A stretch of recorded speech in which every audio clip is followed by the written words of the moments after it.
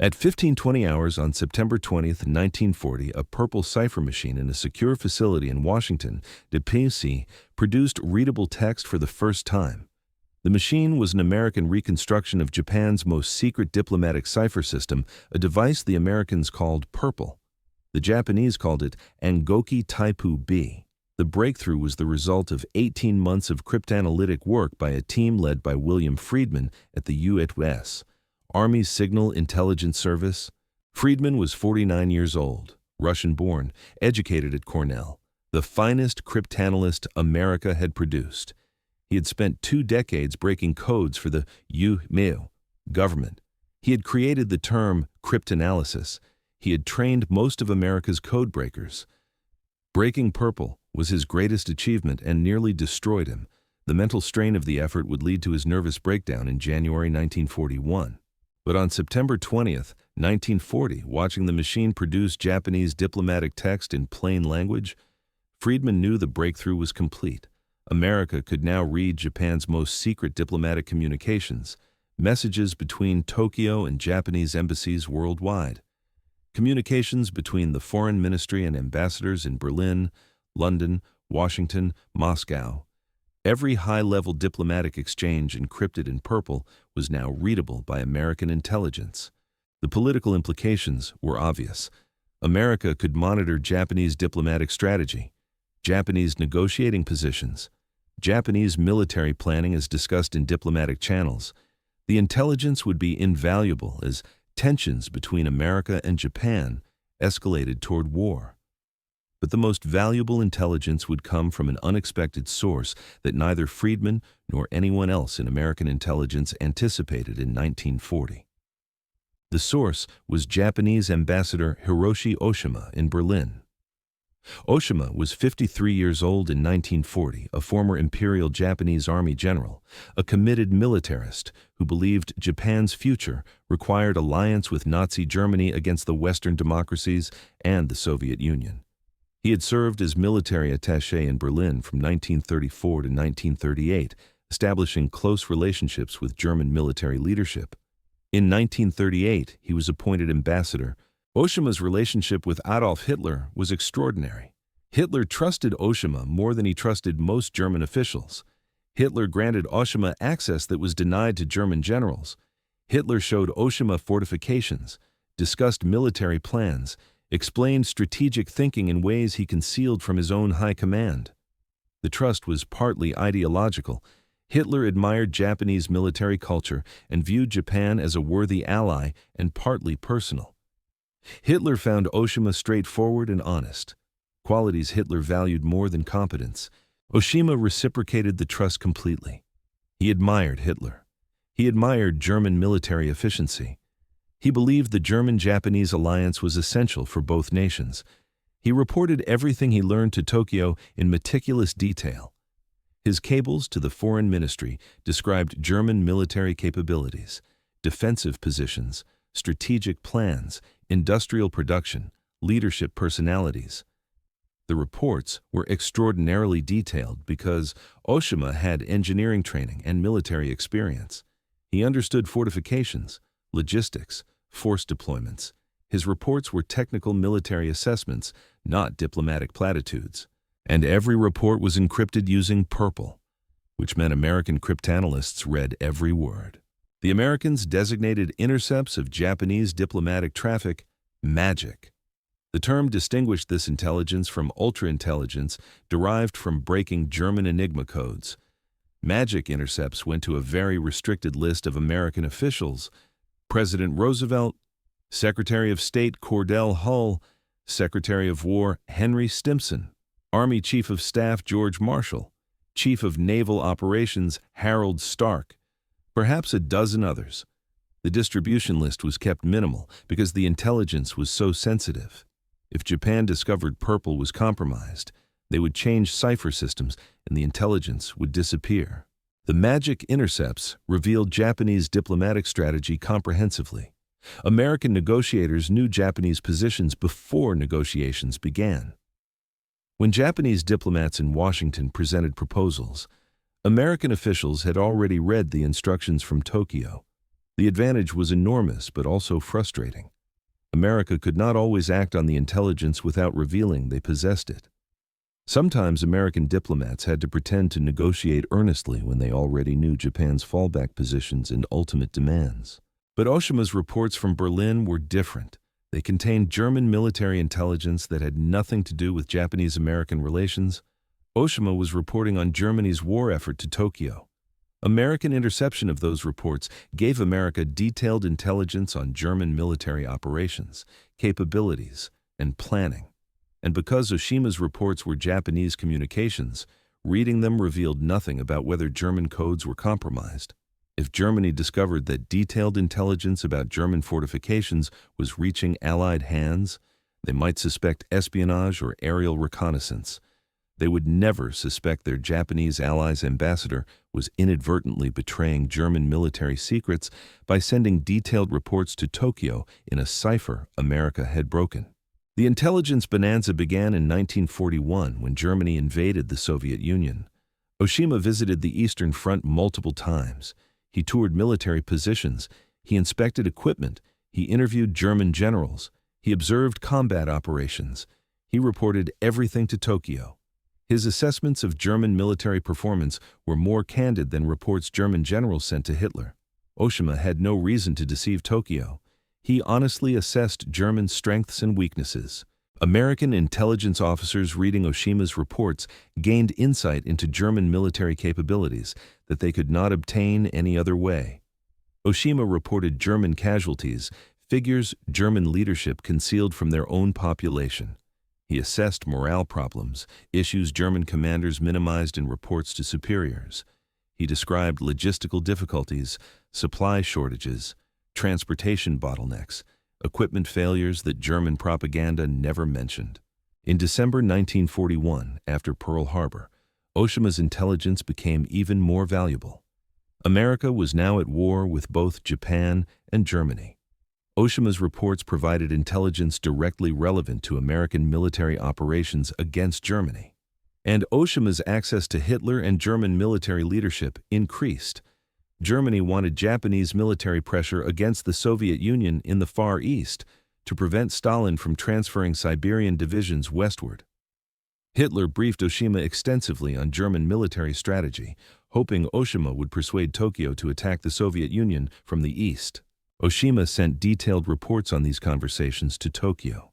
American cryptanalysts read every word: Hitler's strategic thinking, his assessment of Soviet strength, his plans for summer offensives, his concerns about German industrial production, his views on Italian military performance. All of it was transmitted to Tokyo encrypted in purple. All of it was read by American intelligence before many German generals learned the same information. The most valuable intelligence came beginning in 1943, when Hitler authorized Oshima to inspect Germany's Atlantic Wall defenses. The Atlantic Wall was Hitler's defensive system, designed to prevent Allied invasion of France. Thousands of bunkers, gun emplacements, obstacles, minefields stretching from Norway to Spain. The construction consumed enormous resources, millions of tons of concrete, thousands of artillery pieces, hundreds of thousands of soldiers garrisoning the fortifications. Hitler wanted Japan to understand German defensive preparations. He wanted to reassure Tokyo that Germany could repel any Allied invasion. He authorized Oshima to tour the Atlantic Wall extensively. Oshima was shown fortifications in detail. He inspected bunkers, examined gun positions, reviewed defensive plans. He spoke with commanders about fields of fire, killing zones, reserve positions, counterattack plans. He took notes meticulously. In November 1943, Oshima sent an extraordinarily detailed report to Tokyo describing Atlantic Wall fortifications. The report was approximately 15,000 words, one of the longest diplomatic cables transmitted during the war. It described defensive positions by sector, gun calibers and ranges, obstacles on beaches, locations of reserve panzer divisions, assessment of defensive readiness, weak points in the defenses, commander personalities, and competence. American cryptanalysts at Arlington Hall, the facility where magic intercepts were processed, worked for days translating and analyzing the report. When the analysis was complete, they sent it to General George Marshall with a cover note stating this was the most detailed intelligence on Atlantic Wall defenses they had received from any source. Marshall forwarded the report to General Dwight Eisenhower at Supreme Headquarters Allied Expeditionary Force.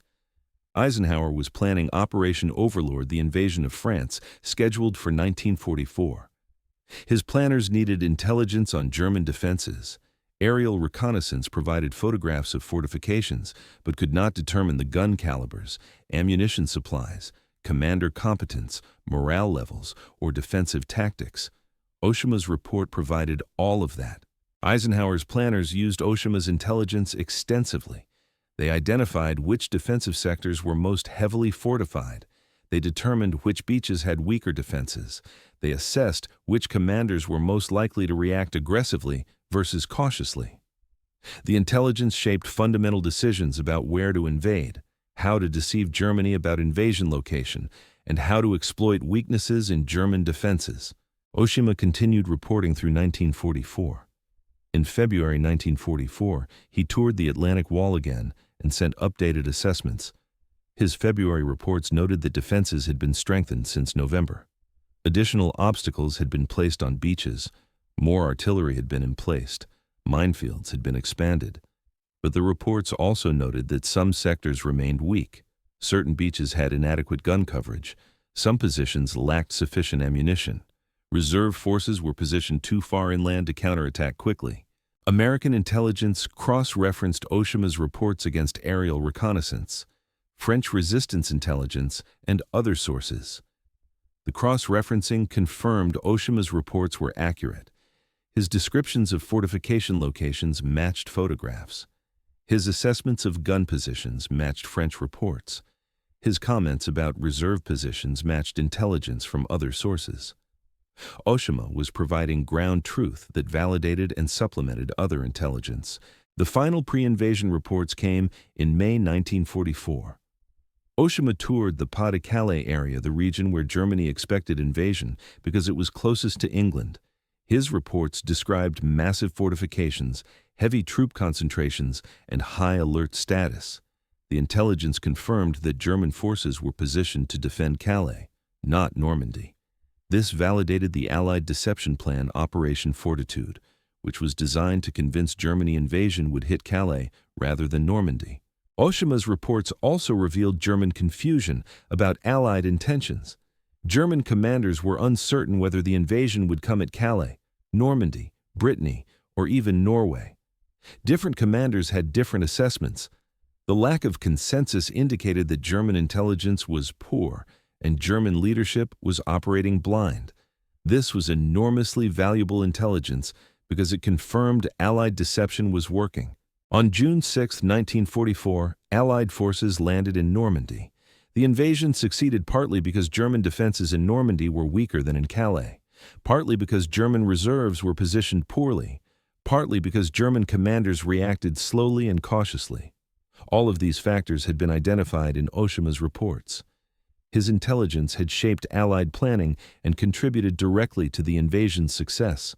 After D-Day, Oshima's reports continued providing valuable intelligence. In July 1944, he reported on the July 20th assassination attempt against Hitler. His assessment of the coup's failure and subsequent purges gave American intelligence insight into German leadership instability. In August 1944, he reported on Germany's V-weapon program, the V-1 flying bombs and V-2 rockets attacking England. His descriptions helped American intelligence assess the weapon's capabilities and limitations. In autumn 1944, Oshima reported on German industrial production. His assessments were grimmer than German propaganda admitted. He noted fuel shortages, declining aircraft production, transportation chaos, and workforce morale problems. The reports confirmed that Germany's war economy was collapsing. Allied strategic bombing was achieving cumulative effects that German leadership publicly denied but privately acknowledged to trusted allies like Oshima. In December 1944, Oshima reported on the Battle of the Bulge, Germany's final major offensive in the West. His reports before the battle had not indicated German offensive plans, suggesting Hitler kept the operation secret even from Oshima. But after the offensive began, Oshima sent assessments based on conversations with German commanders. His reports indicated the offensive was failing due to fuel shortages and American resistance stronger than anticipated.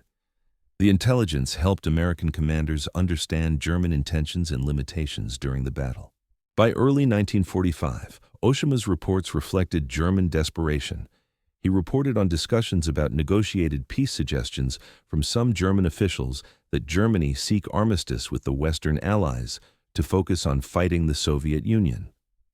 He reported Hitler's refusal to consider negotiation and Hitler's insistence on fighting to total victory or total destruction. The reports revealed internal German debates and confirmed that Nazi leadership would not surrender until completely defeated. Oshima's final reports came in April 1945 as Soviet forces approached Berlin. He reported chaos, collapsing command structures, and breakdown of civil order. His last cable was sent April 18th. 9 days later, Hitler committed suicide. 3 weeks later, Germany surrendered. Over 5 years, Oshima had sent hundreds of detailed reports to Tokyo. American intelligence read all of them. The intelligence was classified at the highest level. Eisenhower received summaries. Marshall received full translations. Roosevelt and later Truman received selected excerpts. The intelligence was never shared with Soviet allies because America did not trust Soviet security. Stalin did not learn until after the war that America had been reading Japanese diplomatic codes throughout the conflict. The question of how much Oshima's intelligence contributed to Allied victory is impossible to calculate precisely. But post-war assessments by American intelligence officers were unanimous. Oshima's reports were among the most valuable intelligence sources of the entire war. General Marshall stated that Oshima's reports on Atlantic Wall defenses were worth several divisions in combat effectiveness because they allowed Allied forces to land at optimal locations with full knowledge of German defensive positions. Eisenhower's intelligence officer, Brigadier Kenneth Strong, wrote after the war that Oshima's November 1943 report was the single most valuable piece of intelligence received during Overlord planning. Strong stated that the report provided information that aerial reconnaissance could not obtain and that no spy network could have gathered. The detail about German gun emplacements, ammunition supplies, and defensive tactics was invaluable for planning the assault. The tragic irony was that Oshima never knew. He served Germany faithfully, reported honestly to Tokyo, and inadvertently betrayed his German allies through every cable. His meticulous reports, encrypted in a cipher he believed secure, were read by the enemy before reaching Tokyo. Every inspection tour Hitler authorized became an intelligence windfall for America. Every conversation Hitler shared became American strategic intelligence. After Germany surrendered, Oshima was arrested by American occupation forces. He was interrogated about his activities during the war. The interrogators carefully avoided revealing that America had read his cables. They asked about his relationship with Hitler, his knowledge of German military plans, his assessment of German war crimes. Oshima answered honestly, apparently believing his interrogators were trying to understand Japanese-German relations. Oshima was never told that his reports had been intercepted and read. He was tried for war crimes specifically for his role in negotiating the tripartite pact that formalized the German-Japanese-Italian alliance. He was convicted and sentenced to life imprisonment. The sentence was later reduced and Oshima was released in 1955 after serving 10 years. He lived quietly until his death in 1975 at age 88. As far as historical records indicate, Oshima never learned that his cables had been compromised. He died believing he had served Japan faithfully and had been an effective advocate for German-Japanese cooperation. He apparently never understood that his meticulous reporting had inadvertently provided America with detailed intelligence on German military capabilities and had contributed significantly to Allied victory. The success of magic intercepts, particularly Oshima's reports, depended on multiple factors beyond Friedman's breaking of Purple. The intercepts had to be transmitted by radio where they could be intercepted. Japanese diplomatic practice was to send all important communications by cable, which meant radio transmission. American signals intelligence stations across the Pacific and in the United States intercepted these transmissions continuously. The intercepts then had to be decrypted quickly enough to be useful. Breaking Purple in 1940 was only the beginning. Japanese authorities changed cipher keys regularly. American cryptanalysts had to solve new keys continuously to maintain access. The process was labor-intensive and required teams of cryptanalysts working around the clock. By 1945, Arlington Hall employed over 7,000 people, many working on Japanese diplomatic and military codes. The decrypted text then had to be translated. Japanese diplomatic language used formal constructions and specialized vocabulary that required expert translation. The translators had to work quickly.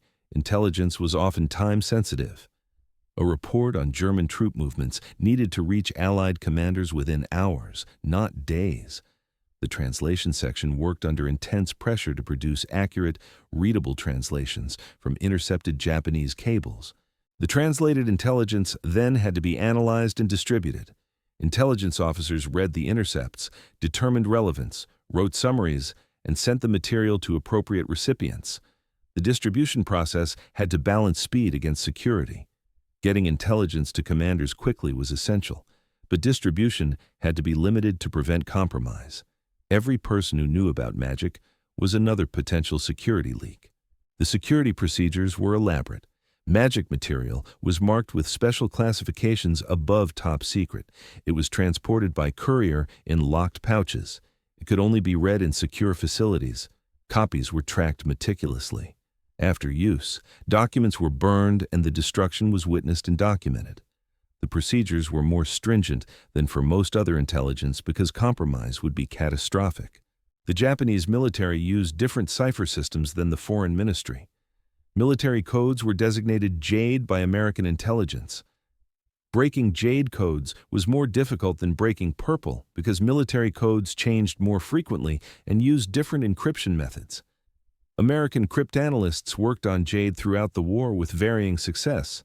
They broke some Japanese military codes completely. Others remained partially or completely unreadable. But diplomatic codes. Magic remained readable throughout the war. The Japanese Foreign Ministry never suspected Purple was compromised.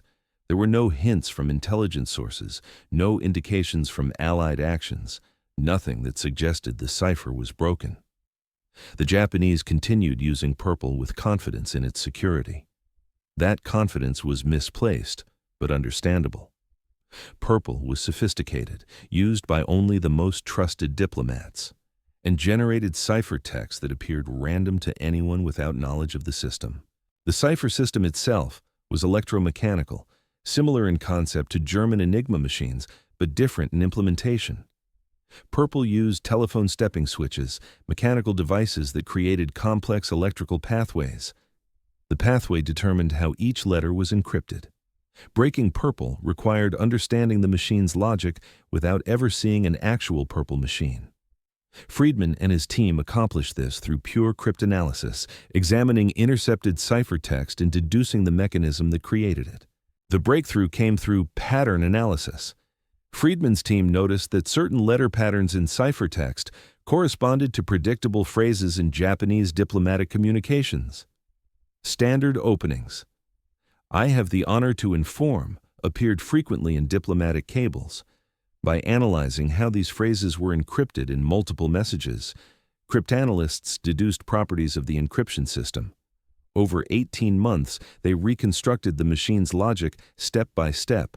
When the reconstruction was complete in September 1940, Friedman's team built a Purple analog, a device that replicated Purple's encryption function using American components.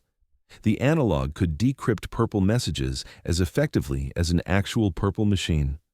American engineers built multiple analog devices. They were stationed at Arlington Hall, Pearl Harbor, and other locations where intercepted Japanese cables needed to be decrypted quickly. The mental strain of breaking Purple nearly killed Friedman. By December 1940, he was exhibiting signs of nervous breakdown. He was hospitalized in January 1941. Doctors diagnosed exhaustion and nervous collapse.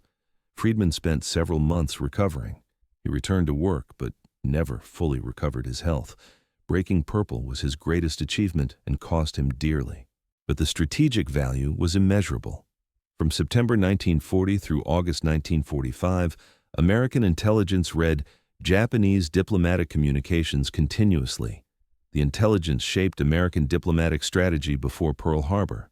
It provided warning of Japanese intentions, though the warning was not acted upon effectively. After Pearl Harbor, magic intelligence guided American strategy throughout the Pacific War, and Oshima's reports provided intelligence on Germany that supplemented Ultra and other sources. When Ultra was unavailable or ambiguous, Oshima's reports often provided confirmation or additional detail. When aerial reconnaissance was prevented by weather, Oshima's ground-level observations filled gaps.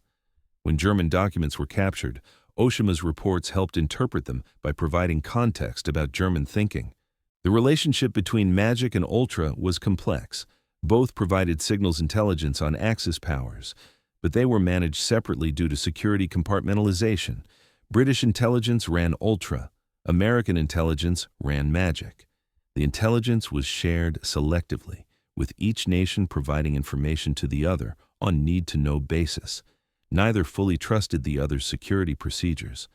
The compartmentalization was frustrating for intelligence officers, but necessary for security. Post-war, when both programs were declassified decades later, historians could finally assess their relative contributions. The consensus is that Ultra was more important for day-to-day tactical military intelligence, locating German units, reading operational orders, understanding immediate German intentions. Magic was more important for strategic intelligence, understanding German capabilities, long-term planning, leadership thinking, and defensive preparations. Oshima's contributions specifically were strategic. His reports did not usually provide tactical intelligence like unit locations or immediate attack plans. They provided assessment of overall German military situation, industrial capacity, defensive strategy, and leadership morale. This intelligence shaped Allied strategic planning rather than tactical operations. The exception was his Atlantic Wall reports, which directly shaped D-Day tactical planning. Those reports provided specific, actionable intelligence about defensive positions that Allied commanders used to make tactical decisions. The November 1943 report was so detailed that it functioned as both strategic assessment and tactical intelligence. The other dimension of Oshima's intelligence was psychological. His reports revealed German leadership thinking with candor that German internal communications did not always show. When Oshima reported conversations with Hitler or German generals, he captured not just facts, but attitudes, concerns, and morale.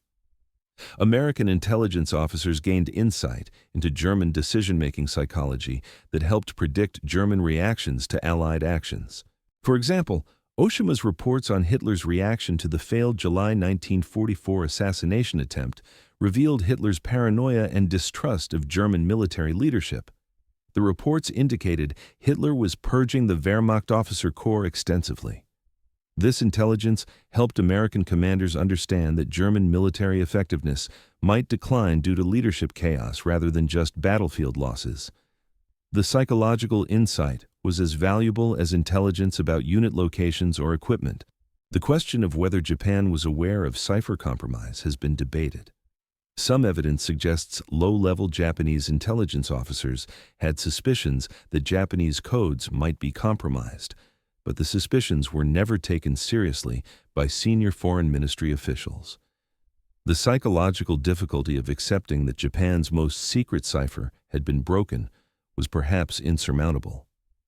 Admitting Purple was compromised would mean admitting catastrophic security failure and would require changing cipher systems across all embassies, simultaneously a massive, disruptive undertaking. So Japanese foreign ministry officials convinced themselves Purple was secure. They pointed out that cipher text appeared random.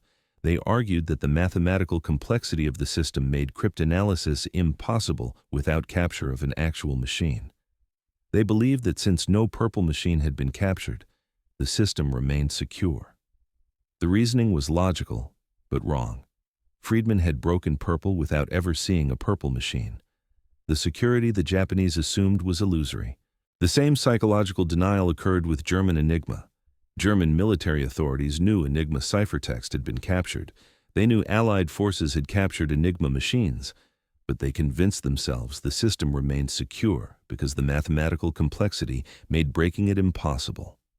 The Germans could not imagine that British and Polish cryptanalysts had broken Enigma through combination of mathematical analysis, captured documents, and technical innovation. The psychological need to believe their cipher was secure overrode evidence suggesting compromise. Both Germany and Japan suffered from institutional arrogance about their cipher security. They believed their systems were mathematically sophisticated enough to resist cryptanalysis. They underestimated enemy cryptanalytic capabilities. They failed to implement security procedures that would have detected compromise if it occurred, and they paid enormously for these failures. Germany's Enigma compromise and Japan's Purple compromise were arguably among the most significant intelligence failures in military history. The personal tragedy of Oshima was that he served loyally, reported honestly, and undermined his own cause through his diligence. If he had sent vague, general reports, they would have been less valuable to American intelligence. If he had lied or exaggerated German strength, his reports would have been dismissed as propaganda. But Oshima was meticulous, honest, and detailed. He reported accurately because he believed the information would help Tokyo understand Germany's situation and maintain the alliance. His honesty made him the perfect intelligence source. He had no reason to deceive Tokyo. He had complete access to German leadership. He had military training to understand what he observed. He reported in detail because that was his responsibility as ambassador. Every quality that made him an excellent diplomat made him an inadvertent spy for America. The story of Oshima and the magic intercepts illustrates how intelligence success depends on enemy mistakes as much as on one's own capabilities. American cryptanalysts broke Purple through extraordinary skill and persistence, but they could only read cables if Japan transmitted them. They could only exploit the intelligence if Oshima had access to German secrets and reported them honestly. They could only maintain the advantage if Japan never suspected compromise. All of these conditions were met. Japan transmitted diplomatic cables by radio. Oshima had extraordinary access. He reported honestly and in detail. Japan never seriously investigated whether Purple was compromised. The accumulation of enemy mistakes created conditions for American success that no amount of American intelligence capability alone could have created. And Oshima never knew. He lived 30 years after the war ended. He wrote memoirs. He was interviewed by historians. He discussed his relationship with Hitler, his diplomatic service, his imprisonment. He never mentioned knowing his cables had been intercepted. Historical records suggest he died unaware of his inadvertent contribution to Allied victory. The greatest irony of his life, that he became the Allies' most valuable intelligence source on Germany while believing he served Germany faithfully, remained unknown to him. This was the story of magic, the breaking of Purple by American cryptanalysts, the interception of hundreds of thousands of Japanese diplomatic cables, and the intelligence windfall from Ambassador Oshima in Berlin. The story of how Japan's most trusted diplomat in Germany became America's most productive spy without ever knowing it. The story of how Hitler's candor with a trusted ally became Hitler's greatest intelligence security failure. The story of how 5 years of meticulous reporting by a conscientious ambassador unwittingly contributed to the defeat of the very nation he was trying to help.